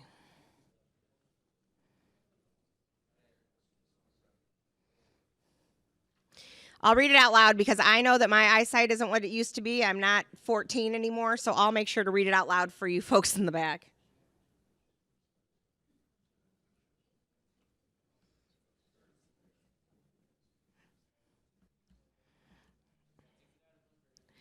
That's okay, Scott. That's why we did the practice with the demographics, because, you know, I used to be a teacher before I was an attorney, and I swear to you, every time I had an observation by the principal, my technology never worked. I'd have this whole beautiful thing all set to go, and then the technology would not work. Okay, what mistakes were made? What is the worst mistake? I think we should start with what is the one thing that set the whole ball rolling? Was it the secretary looking at the desk, the controller leaving the bids out, or the controller opening the bids early? What is the one thing that should not have even remotely happened and started the whole ball rolling? Because I think all of those were mistakes, correct? All right. Do we have 100 up there yet, Scott? Almost? I was watching before. When we get almost all our clickers going, we have about 100, but some people have left. So, Scott, go ahead and throw it up there, even if it's only at 80 or 90. Some people left. Okay. So, the controller leaving the bids out is not that one. That's the third one. See, like it looks confusing, but that's not what the 79% is. 79% is the opening bids early, okay? So you guys think 80% of you believe that they should not have opened the bids early. So about 11% said the secretary should have never looked at the desk. That was the main issue. And 10% said the controller leaving the bids out. So we already discussed whether or not you're allowed to open the bids early. Some people said no. This was not a sealed bid, so I don't know the answer to that. But if he did open the bids early and was not supposed to open the bids early, then that was a big mistake. But since they were not required to be sealed, we don't know if he was allowed to look at them early. I don't know what the rules are. I don't work in municipalities. So then he should have never left them out, or the secretary shouldn't have looked at the desk. How do you guys feel about this? The voting. Are you guys surprised that people voted for the first two at all? No? Anybody willing to defend why they say the controller leaving the bids out is a worse crime of ethics than opening the bids early? Okay, go ahead. Hold on, we got to get the mic so everyone can hear you. We go out for proposals and things on projects all the time. They're not, if they're under the bidding threshold, they're not sealed bids, so they're not necessarily sealed at all. They're, you know, somebody could walk in and just give you the bid. You know, so it's not a sealed bid. In a sealed bid situation, opening it early would be number one, but it's not a sealed bid violation, because that's one of the first things you've given the information. They're not sealed bids. Okay. Do you guys agree? If they're not sealed, you can look at them prior to the bidding phase being open? Okay, we have one more. We just wanted to say that we felt that Bob exercised poor judgment. He shouldn't have opened them early. He shouldn't have left them on his desk. But we think that Janet crossed the line and was unethical. So the secretary looking at the desk was the mistake, the biggest mistake there. You should have a level of comfort that the items you have on your desk are not to be reviewed when you're not in the room. And she's the one that crossed the line. She crossed the line And then because he did she- not lock the door. She's the one who violated ethics. By looking in and then repeating what she saw. Okay. Do you guys understand why they chose that? So, see how gray ethics is? Do you see this? That there's no right or wrong answer. So when people tell you, I know ethics, don't you wonder what they're saying? You don't really know until you're in that situation. Every situation is super fact sensitive. You need to review the facts. So if the bidding was able to be looked at and he did take it out early, was that an ethical violation? Probably not. If they were sealed, yes. So we have a lot of different, things that we have to look at to determine where the actual breach of ethics was, right? That is something that these case studies are supposed to make you reflect on. And I just want to thank Cal because he helps come up with these case studies, and he is a super fantastic human being, and we're lucky to have him as part of the Shared Ethics Commission. Okay, now we're on to number 2. Oh, wait, no, we have more questions. We have one more question. Sorry. What's the next question?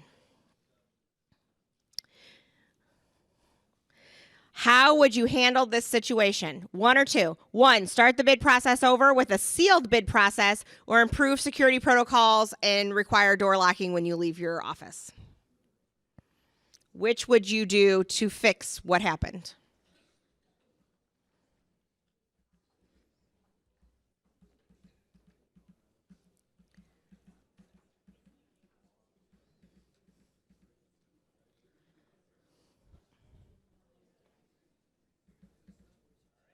Okay, and?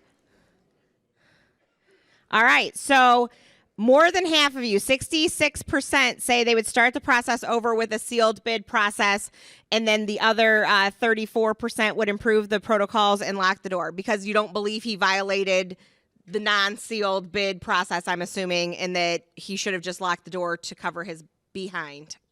So I really appreciate that the people who would start over is because now there's one person who knows what the lowest bid is, even though it's not sealed.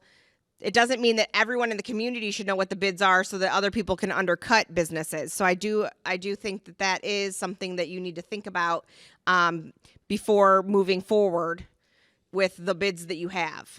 Okay, so case study 2 was groups 12 through 21. How about group table 18? Do you have somebody who can give us a quick summary of what happened in case study 2?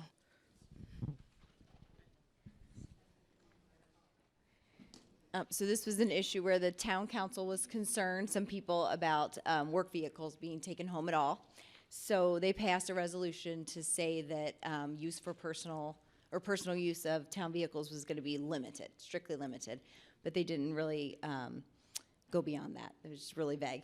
So they have a public works director who mostly just uses it for work, but sometimes he'll run to the grocery store. It did mention him stopping at the liquor store and sometimes going to the bar on the way home to hang out. Sometimes. It didn't say he was drinking. He just said he stopped at the bar. That's right, talking, chewing fat with the boys. Chewing the fat with the boys.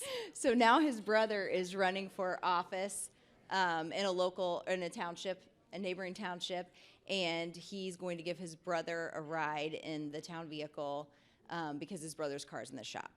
Okay, so there are a few issues here, and I want to hear your thoughts. So table 16, do you guys have any thoughts on what some of the issues are?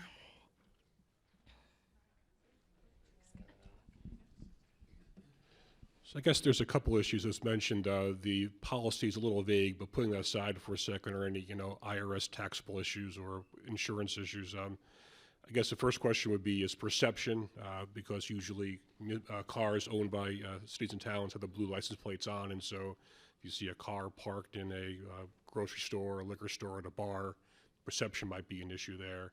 And certainly as to helping his brother, certainly that's an ethical thing to do to help a family member, but utilizing that vehicle in violation of the dictates of the town council, whether right or wrong, they set policy. So there seems to be some issues as to that one as well. Okay, thank you. Table 19, do you have any other issues that you saw?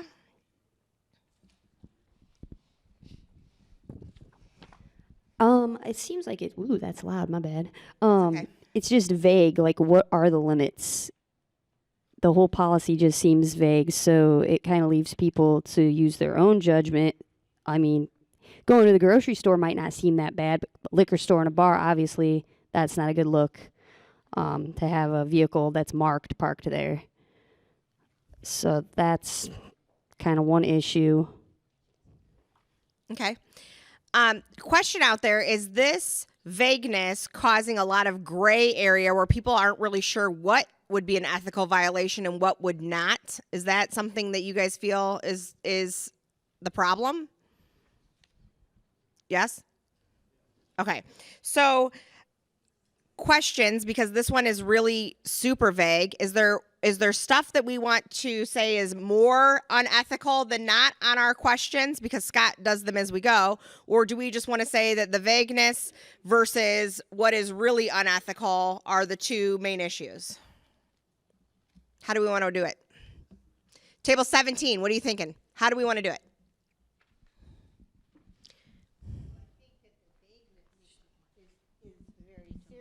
Because it could. The vagueness is very serious because? Well, because it's giving an impression that if you're taking your brother or brother-in-law and you're from one town and he's running for an advisory, is this the support that you're leading him? And that's kind of telling our taxpayers the wrong signal. If it's specifically supposed to be for a town use only and it's giving you the right to take it back and forth to work, you're re-stepping your bounds completely. And is that misuse of public property at that point? That's correct. So not only are we misusing public property by driving the 3 miles out of town because it's an out of town event, but we're also in support of some type of election. The town is supporting an election. They're providing transportation to a candidate. Right, it's skewing the taxpayer's perspective of, oh, here, our town must be here for, well, what's going on? So we have a few issues. What is the most unethical? Maybe we'll go with that. Is it going to the grocery store after work? Is it stopping at the bar? Is it driving the candidate to the next town? Or stopping at the liquor store? Did I already say that one? Yes. Is there one that is more unethical than another, or is it all of the above or unethical? There's no gray area. It says, do not use this for personal use. Steve. Hold on. I think the elephant in the room is drinking and driving the town vehicle. It doesn't say he's drinking and Well, driving. what's he going to bar for? Chewing the fat with the boys, it says. Yeah, right. Am I a good attorney or what? Hire me. I don't do criminal law, but I sound like I know what I'm talking about. He's chewing the fat with the boys. Maybe he's eating the peanuts. They might be really good at that bar. Nice and salty. I don't know. Yeah, I do think drinking and driving is absolutely a violation, but that is a violation regardless of the take-home vehicle policy. So is it the take-home vehicle policy that we're talking about, or is it the violation of driving the vehicle after drinking? That's just illegal no matter what. That's illegal if I'm in my own car. Right? The other issue is, does the brother not know about Uber? Yeah. Maybe we should do a GoFundMe for Brothers Campaign for Uber. Okay, so we have the issues that we've written down, Scott, and then the other question is, are there other problems? And that is, I believe, the same kind of question because we talked about the drinking and driving might be the other problem and the supporting the candidate might be the other problem. So those two maybe. And then we'll be ready for your clicker questions when you are. Yeah. So is it illegal to use a public vehicle to aid a candidate? I know it's unethical. Well, that's not a question. Is it illegal? Does anyone know? I don't know those rules. Do you guys know the rules with public vehicles? Is it illegal? Like if you're running for office and you have a public vehicle, say you're a prosecutor and they give you a public vehicle because that's part of your comp package, is it illegal to use that car in a parade? Is it illegal to use that car to go back and forth to your candidate stuff? I don't know the rules. Okay, Scott, we're ready for your questions if you are. That's something I want to know. Let's find out if it's illegal to use a public vehicle for anything with elections. Unless, obviously, you're an election person using an election business. Okay. What is the most pressing issue? Is it that it's a vague policy? Is it going to the grocery store after work? Is it stopping at the bar or a liquor store? Is it the perception of the town driving the candidate for political gain? What is the most pressing issue? We agree that they're all not good things, so we don't need to pick which one's, wrong. It's which one is the most pressing.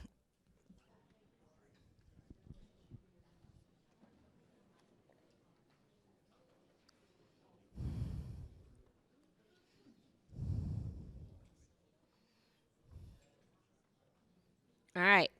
So the most pressing issue is the vague policy.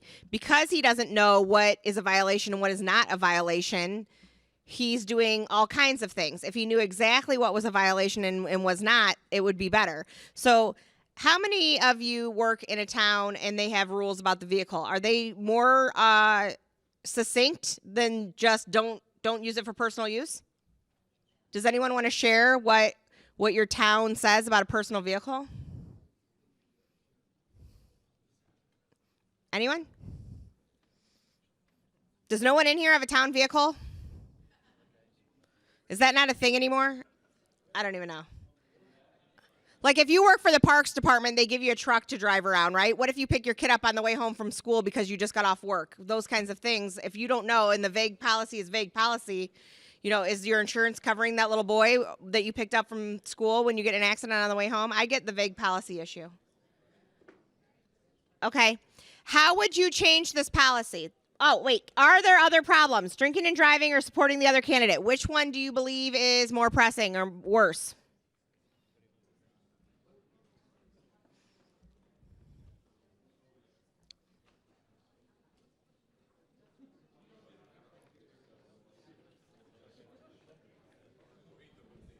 Oh, I'm sorry. Are there other problems? A, drinking and driving. B, supporting the other candidate.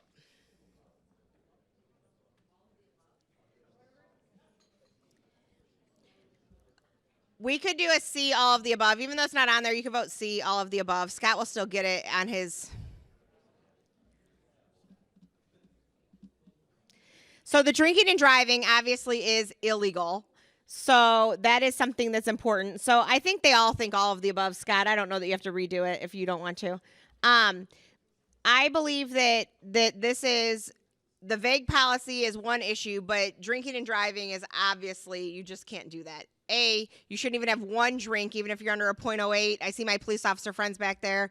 You cannot drive above a .08 at all, but in a town vehicle that's not yours, I believe you should have a 0.0 when you're driving. It's not for use while you're having a drink.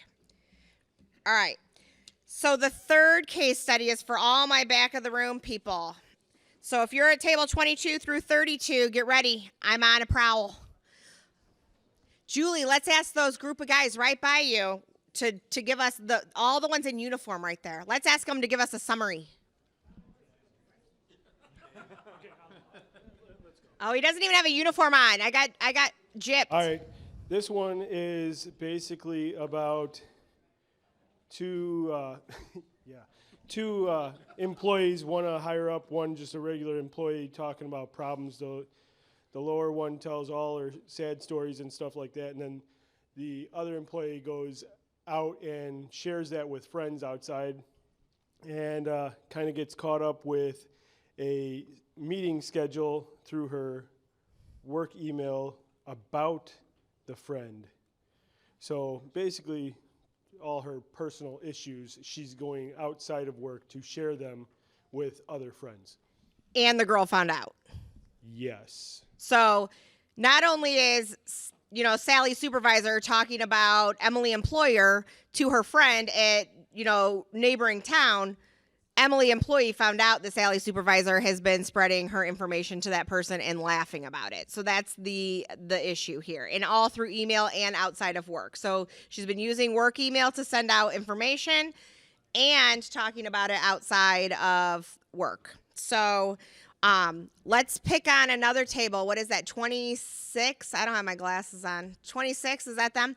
What is the main ethical issue?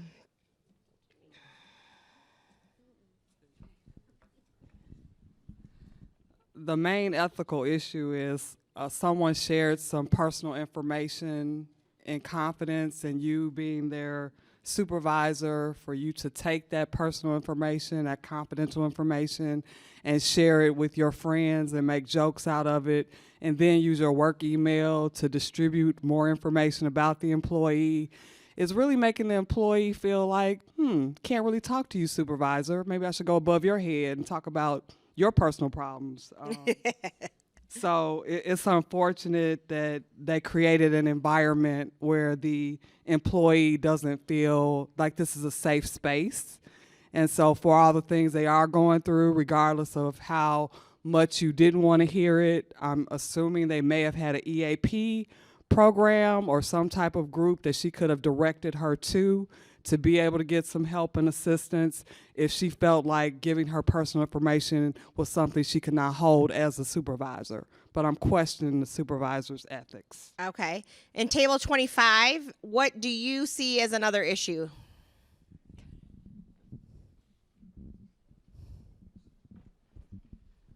As an IT director, the biggest issue here is do not share personal information on a work email account.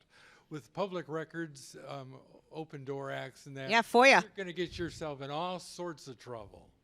The Freedom of Information Act can get you just about anything in government, and so if you think your emails are private, you're mistaken. What about the time that the parties are spending doing their consoling / personal conversations? Did you notice that in the prompt? Yeah, just the extended lunch hours during the week, yeah. Extended lunch hours, but doesn't it also say something like they have several conversations a day and that happen during the workday? So the group of gentlemen at table 25, if they had two ladies in their office who just kitched all day long at their desks and you guys are sitting there working your tails off, what is the ethical issue while they're sitting there kitching and you guys are working?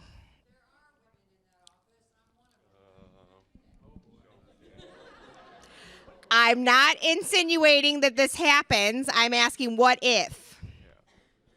Well, I mean, if there are a pair of people in the office that are just, wasting company time by just talking all day long, and then it would just be unfair for everybody else in the office, honestly. Does it create a hostile work environment? Yeah, it definitely could. Does it question integrity of all parties? Yeah. How about respect? In what way? What do you mean? Well, was respect breached here in any manner?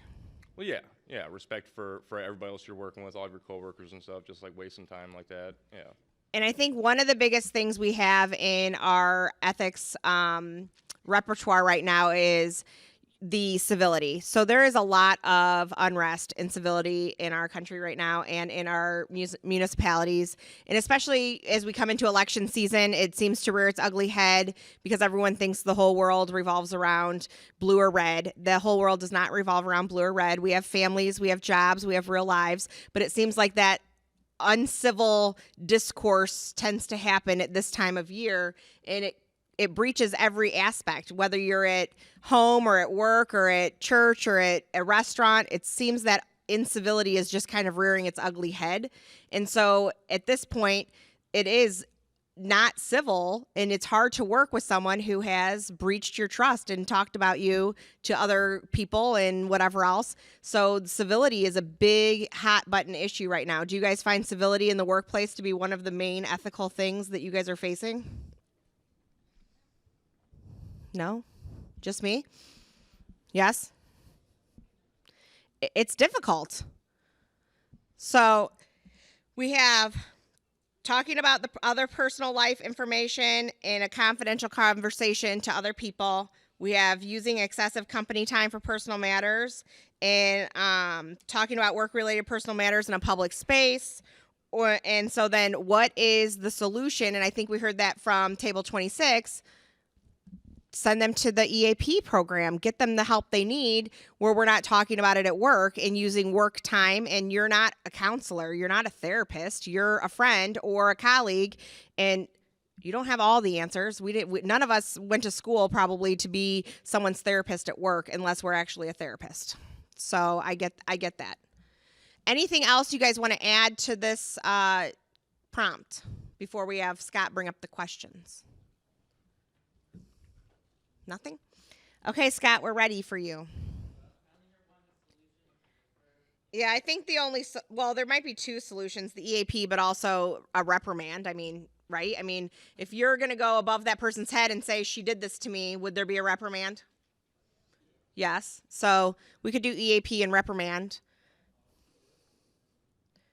I mean, if you're the person who was talked about, I think you have every right to ask for a reprimand.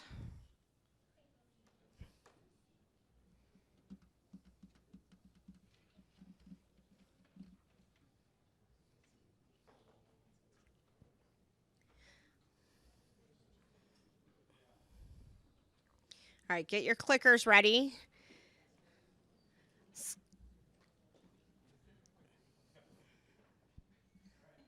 Okay, Scott, what is the most pressing issue? The employee sharing the confidential information, the employee using work email to spread personal information, or the organizational leadership allowing too many opportunities for uncivil discourse? What is the most pressing issue?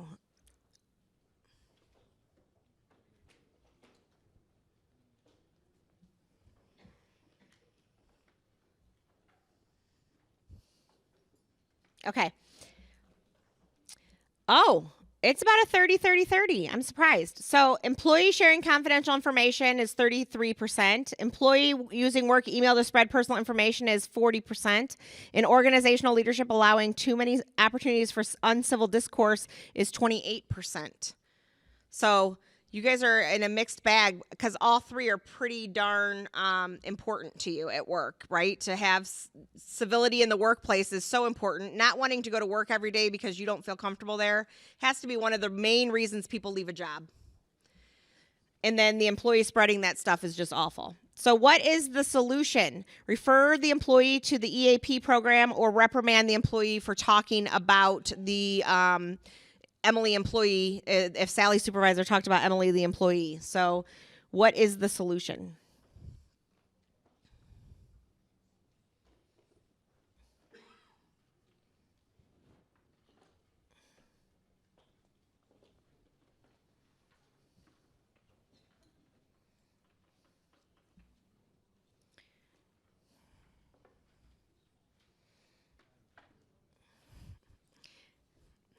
Laura, did you say that's going down to the inspector general, that situation? Yeah. So refer the employee to the EAP program is vital. And I think every municipality has some type of EAP program. But reprimand the employee also is at 43%. So I think you have to do both here. I really do. I think you have to reprimand the employee for what they did, but also re-coach the supervisor. The supervisor should have been trained to begin with that is out of their realm, that is not their role, and that they should have sent them to EAP and perhaps even given them half the day off on the first day that they came to complain about whatever was going on in their personal life, to let them have a little break and get in contact with EAP so that it could be reined in, because those things shouldn't affect their daily life at work. So, great. Is that the last of the questions, Scott? That's it. Thank you for participating in the case studies. John, are you coming up or is it Cal? John is coming up to conclude.